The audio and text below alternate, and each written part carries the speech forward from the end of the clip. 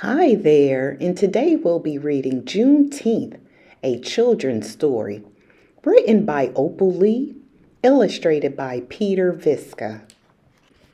The children asked, "Granddear Opal Lee, what does this say?" "Juneteenth, a children's story. That's the title of the book," she replied. "Granddear, can you please read this book to us?" Over 200 years ago, people who looked like me were slaves. Someone may have read to you the stories from the Bible about slaves in Egypt, but they were not like these slaves. Men from these countries and other countries stole people in Africa from their fathers, mothers, brothers, and sisters. They chained them up and brought them across the ocean in ships. That's a lot of water and a very long trip. Some did not make it. The enslaved Africans were forced to work very hard for no pay and were not treated fairly. Life was not good for them.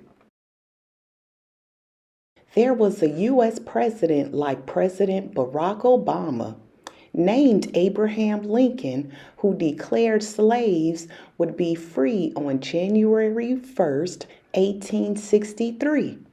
This was called the Emancipation Proclamation. The enslaved waited at churches all night long on New Year's Eve to see how freedom would come. These were called watch night services, and many churches still hold them today.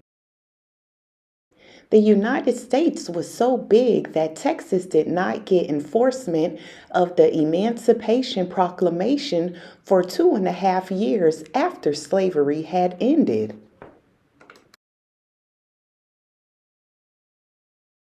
U.S. colored troops and Major General Gordon Granger arrived in Galveston, Texas, and on June 19, 1865, read General Order Number 3 to the people that were there. Then he nailed it to the door of what is now Reedy Chapel AME Church. General Granger declared, "All slaves are free." The slaves were so happy that they started celebrating, and we've been celebrating ever since. Every year since, there have been celebrations, and the formerly enslaved put on their best clothes, dressed to the nines to celebrate their freedom.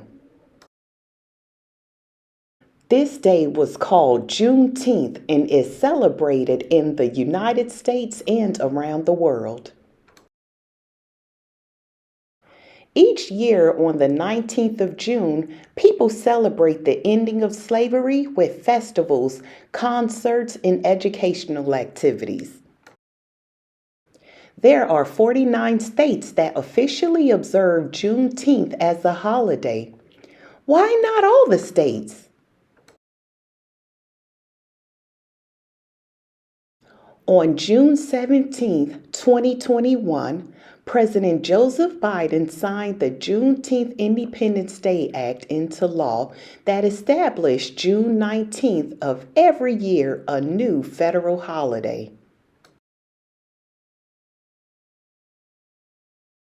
Now Americans everywhere can celebrate freedom from the 19th of June to the 4th of July.